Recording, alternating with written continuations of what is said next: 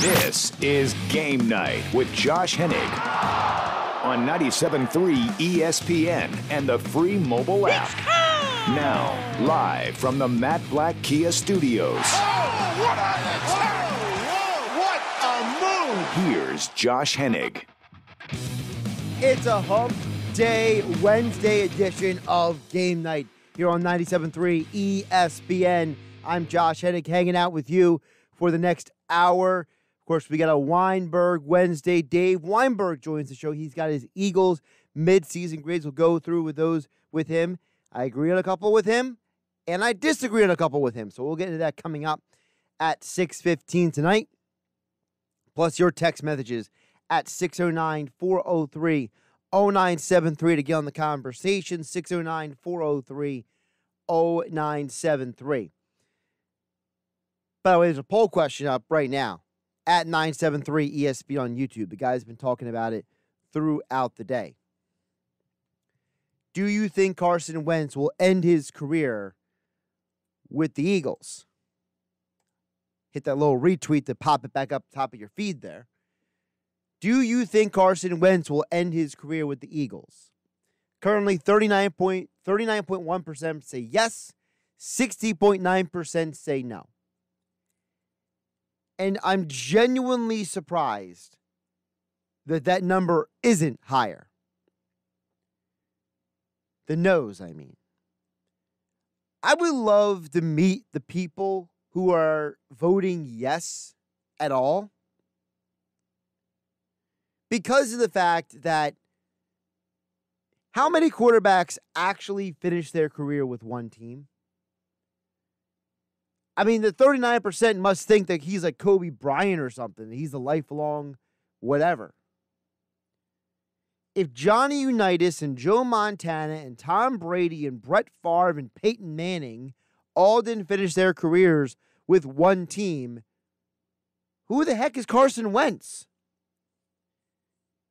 Donovan McNabb and Ron Jaworski have the most wins in Eagles franchise history along with Randall Cunningham. It's those three. All three of them didn't finish their career in Philadelphia. But you're telling me that 39% of our audience are voting on a poll with 19 hours left at 973 ESPN, and you're telling me that Carson Wentz is going to finish his career? That just is ridiculous to me. Because first of all, there's no precedent for it. Unless your name is Dan Marino and John Elway, you don't finish your career in one place. In fact, when Jimmy Johnson got to Miami, Jimmy Johnson wanted to trade Dan Marino. And that's Dan Marino, arguably the greatest player to ever play in Dolphins history. Carson Wentz isn't even the top 3 quarterback in Eagles franchise history yet. I'll go a step further. I'll even say that Carson Wentz doesn't finish his career in his prime in Philadelphia. That's the question that Mike Gill brought up a little bit ago.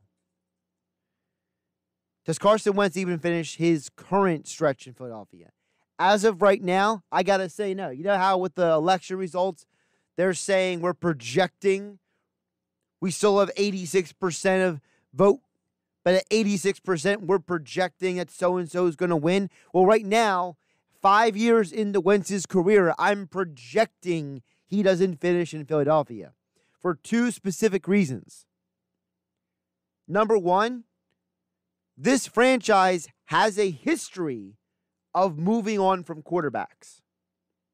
This franchise under Jeffrey Lurie has never, ever, ever been beholden to any specific quarterback. They have treated the head coach as more important than other players on the team. Andy Reid era. How many guys did Andy Reid get rid of before they got rid of Andy Reid? Chip Kelly dumped numerous players before they ever got rid of Chip. In fact, they sent Howie Roseman down the hall to the broom closet before they got rid of Chip. So who's going to go first if it gets to that? Is it Doug Pederson or Carson Wentz? Well, to me, it's going to be Carson Wentz because Jeffrey Lurie has already shown a history of favoring the head coach over the quarterback. And number two, Carson Wentz, with 5 years in, we are projecting right now, I think is showing you that he has a limitation. And he's limiting himself to being a certain way. I don't think Carson Wentz is a bad guy. I don't think he's a bad quarterback. But I do think Carson Wentz has limitations set on him by himself. It's not Doug Pederson's fault that Carson Wentz will stare down a receiver and try to force a throw in there. It's not Howie Roseman's fault that Carson Wentz tries to throw across his body and makes bad throws. It's not the offensive line's fault when Wentz holds the ball for 4 or 5 seconds. These are not anybody else's fault. And it's frustrating for me to say all this. Because when Wentz came out of North Dakota State years ago, I was one of his biggest advocates. After his first year rough as a rookie, I was one of his biggest advocates. When he got injured and Nick Foles won the Super Bowl, I was one of his biggest advocates. But now in 2020, this is not the Wentz I originally advocated for. This Carson Wentz is not the Wentz I saw coming out of college. This Carson Wentz is a different human being. This Carson Wentz thinks he's got it all figured out. This Carson Wentz has an ego that says, it doesn't matter how many mistakes I make earlier in the game, I can make it up later in the game, and I can lead us back. This Carson Wentz is not interested in being the best he can be, because this version of Carson Wentz seems to think he's already arrived. And as I mentioned the other day here on Game Night, Carson Wentz is supposedly a Christian. He believes in God, and he goes to Bible studies and all that kind of stuff. Well, I think Carson Wentz needs to go back to his Bible and look up Proverbs 16:18, where it says pride comes before a fall. And we're seeing the fall of Carson Wentz right in front of our eyes because his pride is getting in the way. There's no reason why a fifth-year quarterback should think he should be making the plays that he's making unless he thinks that he knows better than the coaches and everybody else. So you want to know why Wentz will not be here to finish his prime in Philadelphia? Because as of right now, Wentz is going to play himself out of town, in my opinion. And as of right now, the organization, as owned by Jeffrey Lurie, has a history of valuing head coaches over quarterbacks. Text board is open at 609-403-0973. Veteran Eagles beat writer Dave Weinberg will join us coming up for a Weinberg Wednesday under 6 minutes from now. Of course, we'll also get into his grades for the Eagles at the halfway point of the season. We got a lot of Eagles and NFL to get to this hour. Like I said, 609-403-0973 for the PlaySugarHouse.com. Text for place your legal sports bets at PlaySugarHouse.com. Sign up now. They'll match your first deposit up to $250. Must be 21 or older to play. Gambling problem? Call 1-800-GAMBLER. That's 609-403-0973. The PlaySugarHouse.com text board. Again, the poll is up at 973 ESPN. Do you think Carson Wentz will end his career with the Eagles? 39% say yes. I would love to know who these 39% are. Please text into the show. 609-403-0973 or at 973 on Twitter. At Josh Hennig on Twitter. Please inform me what makes Wentz more special than Ron Jaworski, Randall Cunningham, and Donovan McNabb, the three quarterbacks who all have numerous franchise records in their names, with their name next to those digits of wins and touchdowns and passing yards. What makes Wentz more special than those guys? I'll tell you, as of right now, as is the day after the election, 5 years in, we are projecting Carson Wentz is not that special. Well, that's Dave Weinberg, his opinion, coming up next here on Game Night on 97.3 ESPN FM and the 97.3 ESPN mobile app powered by First Bank of Sea Isle City. You're listening to Game Night with Josh Hennig on 97.3 ESPN and the free mobile app. We'll get your thoughts on the text board coming up in just a bit at 609-403-0973. But today is a Weinberg Wednesday.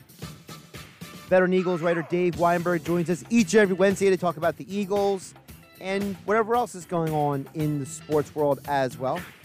And as all guests, he joins us on the Boardwalk Honda Hotline. You can check out his midseason Eagles grades right now over at 973ESPN.com and the 97.3 ESPN mobile app. Dave, how you doing this Wednesday? I'm doing well, Josh. How are you? I'm doing pretty good. So before we get into the grades, which folks can read the full explanation over at 97.3 ESPN.com, I wanted to loop you into a conversation that's been had throughout the day. Do you think Carson Wentz will finish his prime in a Philadelphia Eagles uniform? Prime? It's a tough one. Prime, probably yes, only because they probably can't afford to get rid of him. But yeah, I wouldn't be surprised if he finishes it elsewhere. I hate to be on both sides of the fence here. I'm kind of hedging my bets a little bit, I guess. I can't help but feel that maybe if he doesn't show improvement soon, that they might grow tired of him. And the fact that Jalen Hurts was drafted in the second round, I don't think they necessarily drafted him to sit on the bench. So maybe there is a scenario where, you know, they just decide to go in another direction and maybe find a team that's willing to take on that big contract, I guess. See, I agree with you. And my reasoning is that the team has a history of moving on from players before coaches. They did it with Andy Reid. They did it with Chip Kelly. And I could totally see them saying if we have to pick between Doug Pederson or Carson Wentz, they're going to pick the head coach because from my experience watching the Eagles, they've done that before. They've kept the coach over players numerous times, even if it is the quarterback. Yeah, that's true. Although with Chip Kelly, though, he was the one making the decisions. So that's where he's going to keep himself, I guess. It got to the point, though, where he was just so insufferable that Jeffrey Lurie kind of lowered the boom on that. But, yeah, you're right. They have shown, a lot of loyalty to coaches. I mean, Andy Reid being the obvious example. But, you know, Ray Rhodes was given 4 years. Andy Reid, Chip Kelly, Doug Pederson now. And I mean, Doug Pederson won a Super Bowl, so I don't think he's going anywhere anytime soon. The other reason why I think I could see them moving on from Wentz, to use the election term, with 5 years reporting, I'm projecting that Wentz, I don't know if this is the Wentz anymore that we saw coming out of college or in 2017 or even 2018. I genuinely believe, David, maybe I'm harsh, maybe I'm being a bit over the top, and I think your grades on the website show you're frustrated with Wentz as well. I think his ego has gotten in the way. And as someone who claims to be a Christian, he's definitely letting his pride get in the way. And I think that's why you're seeing him fall apart, because it's coming to bite him in the you-know-what. Because I think that when he sits there and stares down receivers and makes throws that are obviously not necessary, it's him basically saying, I know better, I'm too good, I know better than the play call, I know better than everybody else, and it doesn't matter if I make mistakes because I'll just bring us back in the fourth quarter. Well, you do want a quarterback who's confident in his abilities, but however, you're right. Carson seems to have kind of thrown, I don't want to say common sense, kind of out the window. He's such a believer in his abilities that he thinks he can make every throw, that he can make every play, and that's just not the case. Good quarterbacks, elite quarterbacks, they know when to throw the ball away. They know to look for other receivers. They know to run and when to get out of bounds. and he just I don't know if it's pride or what it is, but it's clearly that there's some sort of disconnect between him and Doug Pederson now. Doug is, almost every week is talked about trying to dial down the aggressiveness, knowing when to throw the ball away, when to take a sack, and he just hasn't gotten that message yet. I don't know if he ever will now. Yeah, who knows? So let's throw on some of these grades, because some of them I 100% agree with you on. Some of them maybe not so much. So I want to hit on a couple that I agree with you on, and hit you with the one that I disagree on. How about that? Sure. So I love the fact that you gave the wide receiver tight end position a C-, because it's so obvious that if Travis Fulgham never came along, how much of a dumpster fire and how much worse this team would be at the receiving position with the poor year that Zach Ertz has had, Dallas Goedert finally coming back from an injury, Rager finally coming back from an injury, Greg Ward, I don't even know how they're using him half the time. I feel like Carson Wentz doesn't look his way enough. And let's not forget the fact that John Hightower has dropped, 3-4 passes at this point? Yeah, I mean, the only reason I gave him the C- was, you're right, was Travis Fulgham. I mean, he's been the far and away their most effective receiver, probably the best player. I gave him the offensive end midseason MVP. I just think he's pretty much been the whole offense, really. And, especially with Miles Sanders being hurt, so they took away the running game. Like you mentioned, Ertz and Goddard have both been on the sideline for extended periods. Deshaun Jackson's out for who knows how long. Alshon Jeffrey still hasn't played. So yeah, it's the only reason I gave him that high, like I said, was Fulgham, and Ward I think has been pretty productive in the role that he has, which isn't much, but he's a pretty reliable receiver too. The grade you gave is C to the running backs, and I feel like that C is kind of in conjunction with the coaching grade of a D, because I feel like, at least from my two eyes, Dave, that the running backs could be more productive if maybe Doug Pederson used them a little bit differently, and maybe if Carson Wentz, actually scanned the field every once in a while and saw that the receivers wide open in the flat, maybe the running backs have a bigger impact. So I feel like that your D grade for the coaching and your C grade with the running back are kind of joined at the hip there. Yeah, you're right there.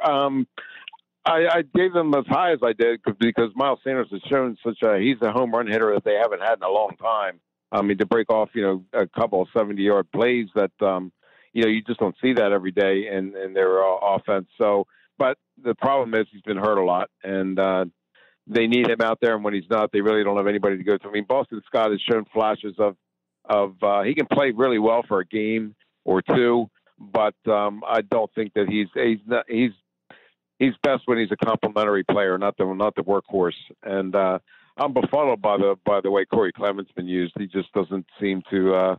I don't know. He was in the doghouse a couple of years ago. He just doesn't seem to get out of Deuce Staley's doghouse, if you will, for a couple of years now, and I don't know why. I mean, he's pretty healthy, and I think he could be fairly productive if they give him a chance, but they just don't seem willing to give him that. So here's where I disagree with you, okay?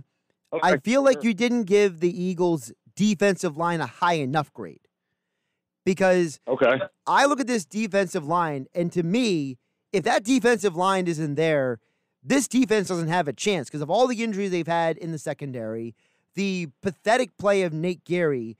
I feel like you have an Eagles defense. They're third in the NFL in quarterback pressures. They got 28 sacks on the year. There are 20 teams that have allowed more passing yards than the Philadelphia Eagles defense. I think this defensive line doesn't get the credit because you have such poor play after them that I think if it wasn't for them, this team would be way worse, in my opinion. Yeah, you have a legitimate point there. Can I change my grade? No. Yeah, I mean, I'm a big Brandon Graham fan. I have been since he came into the league, really. He took a lot of heat when they first drafted him. He's dealt with a lot of pressure that as being a first-round pick, and it took him a while to kind of grow into his role, but he happily changed positions when Chip Kelly came aboard, and they switched to a 3-4 defense, and now he's back to his natural 4-3, making plays all over the field.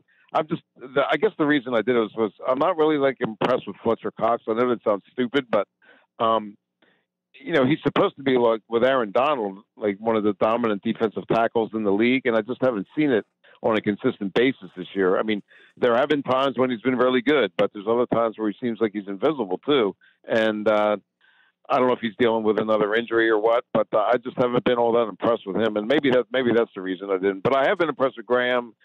Josh Sweat has really stood out to me. Barnett, I'm still not sold on. Vinny Curry, I think he's I don't want to say a waste, but I just don't see the big deal about bringing him back.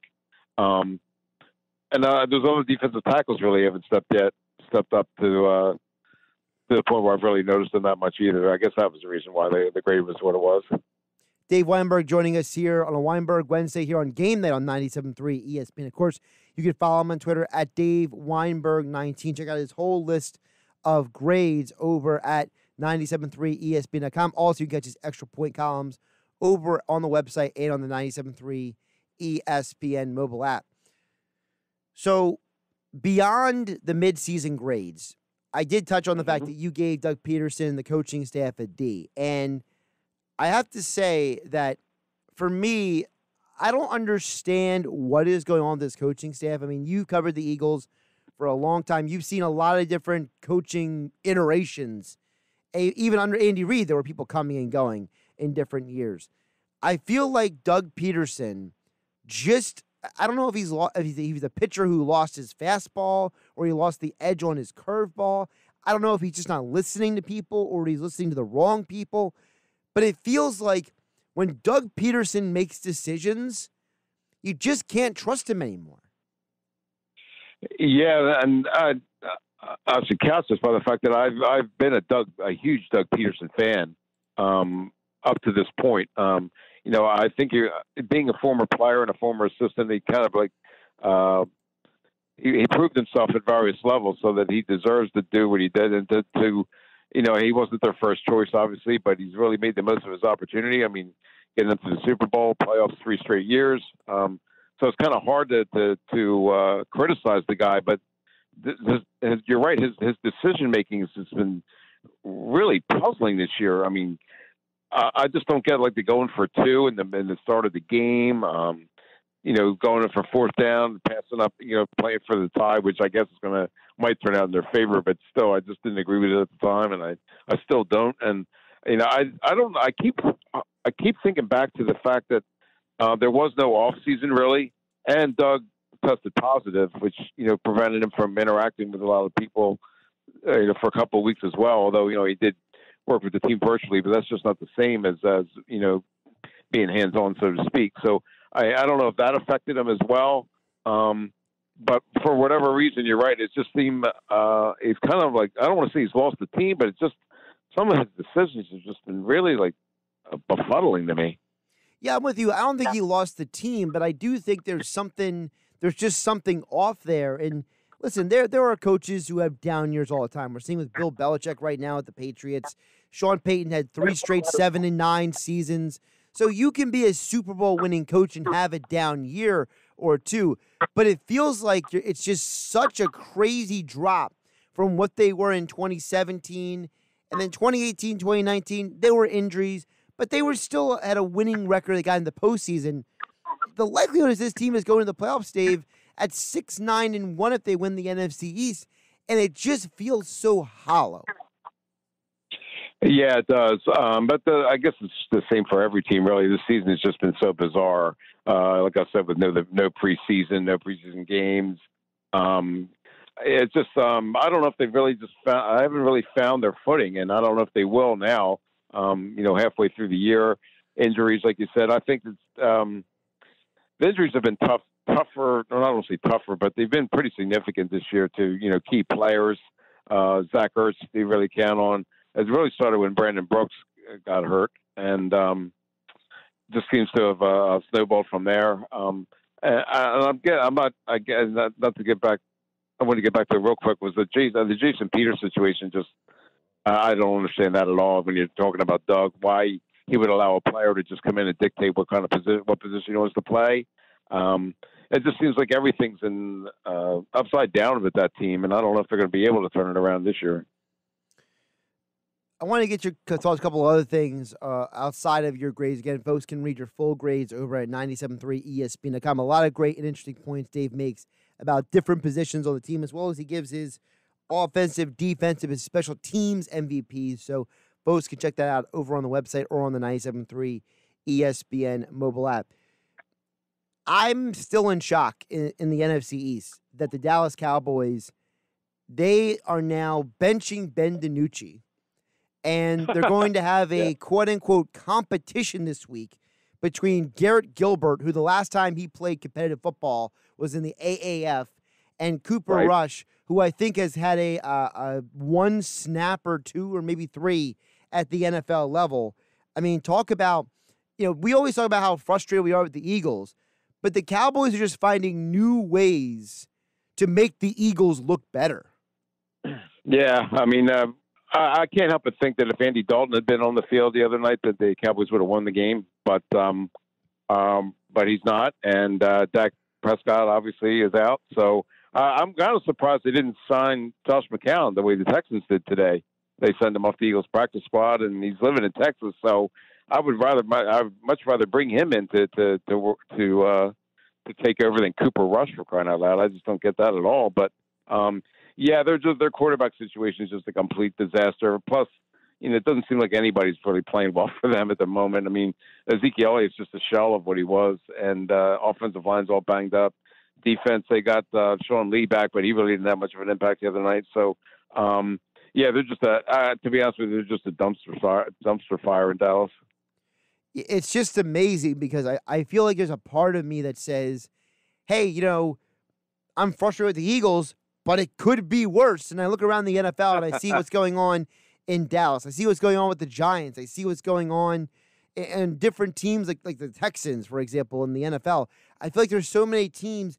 You watch the NFL outside the Eagles and you're like, holy cow, it really could be worse. And I just feel like sometimes that context, I don't know if it makes you feel better, but at least it makes you feel a little bit less lousy. Yeah, that's true. But I can tell you now, I think Washington's going to win the NFC East. I don't think it's going to be the Eagles. Okay, you just dropped that on me. So give me a little more there. You can't just bring that up and not follow that up. So what is it about Washington that makes you believe that they have what it takes to do what the Eagles can't? Well, they did it to the Eagles once. I just don't think the Eagles' schedule is the main thing. They're not going to win. They're not going to win a game outside of their division now. Maybe Cleveland, but I doubt it. But they're not beating Arizona, they're not beating Seattle, they're not beating New Orleans, they're not beating Green Bay. So the only shot they've got is to sweep the NFC East. The rest of the 3 games that they have left, and I just don't think they're going to do it. I think the Giants really scared them. I think they're gaining some confidence, and I think Washington's going to beat in the last game of the year. So I think Washington's schedule's a little bit better. It seems like Ron Rivera has a team believing in themselves, whereas Doug Pederson seems to have lost his way a little bit. So I just think Washington's going to win that division. Yeah, my only problem it's not going to be pretty. They might win 7 games, but I think they're going to win it. At this point, you could win 5 games technically and win the division. I mean, that's how much of a dumpster fire the NFC East is. My only problem with Washington, Dave, is that I have no faith in their offense. I like their defensive front. I like the front 7. I think Jack Del Rio and Ron Rivera are a great tandem of coaches. I just don't believe in their offense because when push comes to shove, I feel like if the Eagles play their style of football, they can beat Washington the second time around because to me, whether it's Kyle Allen or whatever version of Alex Smith this is now, or maybe they put Dwayne Haskins back in there, I just feel like Washington, their offense will find a way to come up short. That's just my opinion. That's possible. Yeah. I just think the Eagles have such a tough road ahead of them. I don't think they're going to even be in position to win that final game to get the division. I think they're going to be out of it by then. Dave, one more for you, and I appreciate you jumping on as you do each and every week here for a Weinberg Wednesday here on Game Night on 97.3 ESPN.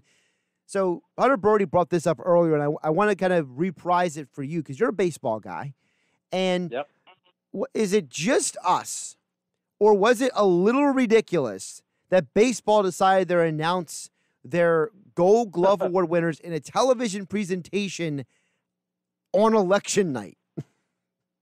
Yeah, that's just further proof that they don't get it. It was like, I think it was a subject on Twitter today too, where like I don't know who thought that was a good idea. I mean, they're basically losing fans as it is. They're no longer that popular with younger people. Why you would pick election night to do that is just ridiculous. You were just guaranteeing that nobody's going to watch, and I don't know why you would do that. Yeah, it was just. But nothing surprises me with baseball anymore. They're just they have a long way to go to gain back their fan base, I think. Yeah, and that didn't do it. I just feel like I saw it last night, and I was like, "Is this real?" Like I had to do like a double take. I'm like, "Is this really?" They decided to do this tonight. Like there wasn't any other night they couldn't have found to do this. Like, yeah, seriously, yep. I mean, it's just so. I mean, I feel like, but that's baseball, right? Baseball was the only one of the four major team sports that had an argument over money during the middle of a COVID-19 pandemic. The other three sports had everything buttoned up and figured out, while baseball was arguing about money instead of worrying about COVID-19. And I guess I shouldn't be surprised. Yeah, that's true. They've always had things backwards, it seems like. All right, Dave, one more before I let you go. Sure. Is Appalachian State going to be 6-1 ahead of their big matchup with Coastal Carolina on November 21st? Yes, they are. I never go against my Mountaineers. And they're going to beat Coastal Carolina, too. To me, if they beat that team, then they should just outright just give them the conference at that point. I mean, it doesn't matter. Because Coastal Carolina has been pretty impressive. Yeah, they have been. They have been. And the Appalachian, they stubbed their toe against Marshall. But, that happens. But the road to the Sun Belt goes through Boone. I love it. I absolutely love it. And then, you know what? That's why you're great, Dave, because you come on here, you have an opinion, even if it's just biased because that's your school. I love it. It's awesome. He's Dave Weinberg. You can follow him on Twitter at DaveWeinberg19. Check out his extra point columns over at 973ESPN.com. And check out his podcast, Tequila and Touchdowns with Dave Weinberg. Dave, always appreciate the time, the conversation, and we'll catch you next week. Well, thanks, Josh. It was a lot of fun. Thanks for having me.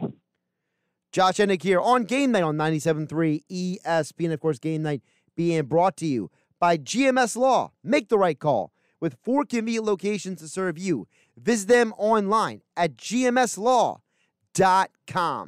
We'll get to your text coming in next at 609-403-0973 to get on the conversation right here on Game Night on 97.3 ESPN FM and the 97.3 ESPN mobile app. It's free thanks to First Bank of Sea Isle City. Now, more Game Night with Josh Hennig on 97.3 ESPN and the free mobile app. Watch me. I got it. Josh Hennig, you're on Game Night on 97.3 ESPN. Hey! A lot of great stuff there with Dave Weinberg. Always enjoy talking Eagles and more with him throughout the year. You catch him every Wednesday here on 97.3 ESPN for a Weinberg Wednesday. I'm super bad. 609-403-0973 is PlaySugarHouse.com. Text board 609-403-0973 to get on the conversation. We asked the question. Well, we didn't ask it. We reprised the question from earlier about Carson Wentz. Mike Gill, Hunter Birdie talked about on the Sports Bash. The poll is up at 973 ESPN. Currently, the voting for do you think Carson Wentz will end his career with the Eagles at 973 ESPN on Twitter. It's down to 38.7%. Say yes. So it went from 39.2 to 38.7. So obviously a few votes came in, pushing the yeses down and the no's up. I'd like to see them move a little bit more, because I feel like there's some irrationality here. But I'd like to hear what you have to say. What are your thoughts on why Wentz will or will not finish his prime in a Philadelphia Eagles uniform? 609-403-0973 on the PlaySugarHouse.com text board. Text chimes in and says, here's why I think Wentz will end his career as an Eagle. You are assuming that Wentz will get to choose when he retires. I think the NFL will decide he is done when the Eagles let him go. Nobody will take him and he will be forced to retire. He is not to be compared to Manning, Brady, Favre, etc. They were greats. Wentz is not. So he will be done when the Eagles let him go, in essence, end his career in Philadelphia. Now, first of all, Texter, that's probably one of the most thought out and interesting takes on the topic that I've heard today. While I don't agree with you that that'll happen, I have to say that was very well thought out and very well put together, because it is true. There are players who, as soon as they leave a team, they're done. Their careers are done. Jamarcus Russell being one of them.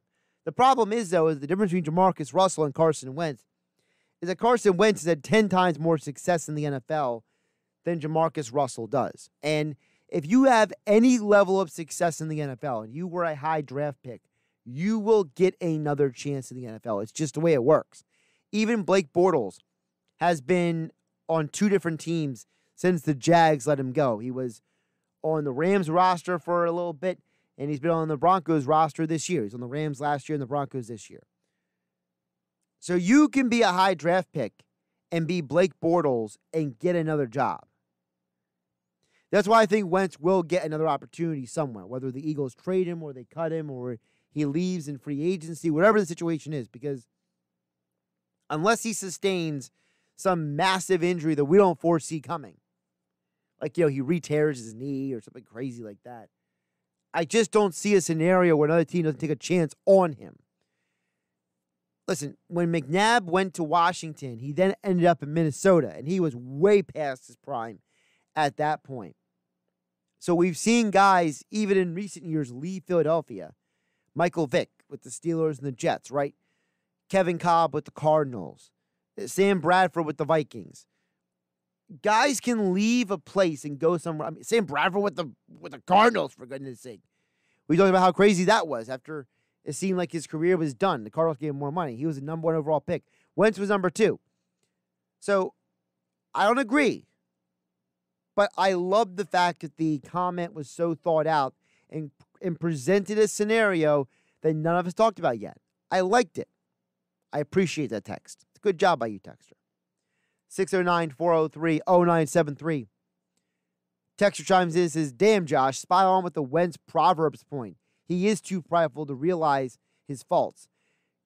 And that's really what I'm trying to say. I'm not hating on Wentz. I'm not the guy who's been getting up here saying, bring back Nick Foles. I'm not that guy. I've never been a Nick Foles guy. It's not who I am. But what I am is objective. And if I'm objective to a fault, that's fine.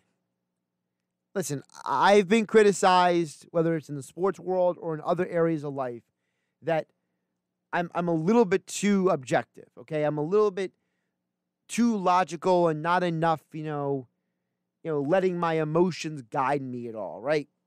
It's just who I am.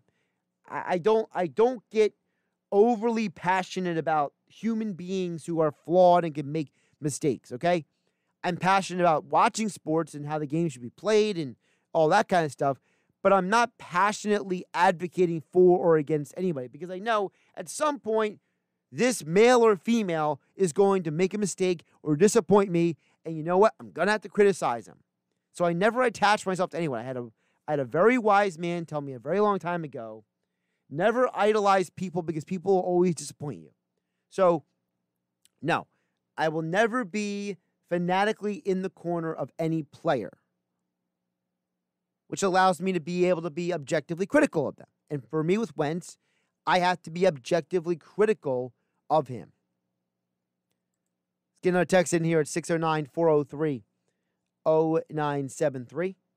Dan from EHC chimes in, says, Wentz has the intangibles to be great. His moxie, however, may be what forces him out of Philadelphia. You're right. You're right, Dan. And I get what you're saying. And I agree with you 100%. Listen, what I liked about Wentz coming out of college was everything. When he came out of college, I was so impressed with a young man who was running a pro-style offense. If you watched any games of him at North Dakota State, and I did because that's just who I am, I'm watching a guy go up and down the line, reset the blocking, change the play at the line of scrimmage, literally just change protections on the fly at the collegiate level. It was incredible to watch. And then you saw him throw the ball, and you say, whoa, this guy's got arm talent.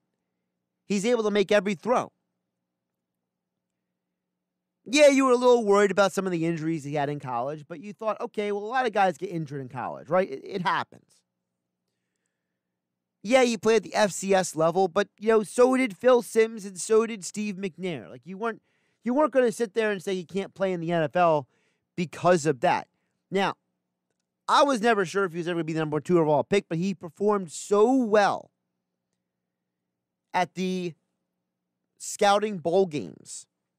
And he performed so well in his interviews at the NFL Scouting Combine that he showed you the intangibles that you talked about, Danny HT.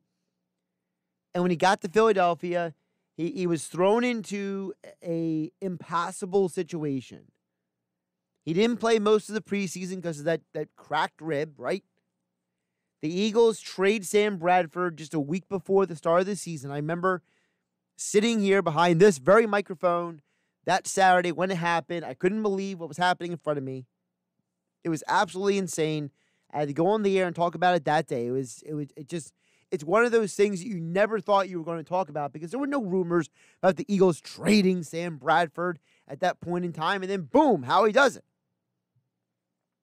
So Wentz came into a no-win situation. The next year he has an MVP caliber season before he gets injured. He comes back from injury, gets injured again. Still doesn't throw interceptions. He's had only 7 interceptions thrown for 3 straight years. You thought, okay, maybe 2020 will be the year that he starts bringing it all together. Maybe he can get back to that 2017 form. And then COVID-19 happens, and the whole world is dropped on its head, and nobody knows what's right and left anymore. Well, apparently Wentz was one of those people because his, as you call it, Dan, moxie, I call it his ego, is getting in the way of him being great. And I understand, Dan, from EHT, what you're saying, that you view Wentz like Eli Manning, that he's an inconsistent quarterback, but he can win Super Bowls. And I appreciate you saying that. And I don't think that you saying that is ridiculous. But what I will say is, Wentz needs to show me something this year to prove to me that he is more than just a captain comeback. He has to prove to me that he can go out there and play a full 4 quarters of football. He has to prove to me that he can consistently be a guy who evaluates the field, scans the field, processes information, makes the right line calls. There's so many elements of his style of play in his game, from when he was in college to 2019, that you latched onto and said, this guy can be a franchise quarterback. But in 2020, I am not watching a franchise quarterback. And if he continues down the path that he's on, I don't think he's going to be in Philadelphia long. I know the contract is cost prohibitive, all right? But it's 2023 is where it gets interesting. Because the last 2 years of the contract is when the guaranteed money is done. And the only thing you're paying for is the base salary and the cap hit.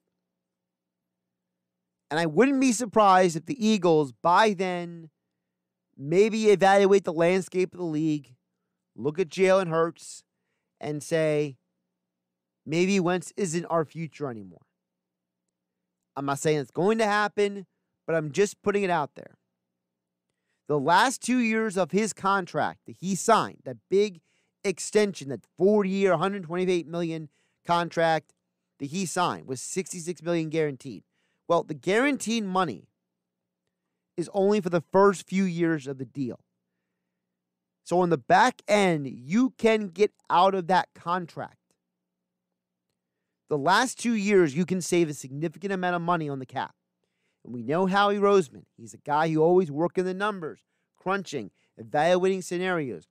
You don't draft Jalen Hurts just for him to be Taysom Hill, because even Taysom Hill is expected to maybe to be the heir apparent to Drew Brees down there in New Orleans. So, and you don't bring in guys like Jameis Winston if you're not thinking about life after Drew Brees.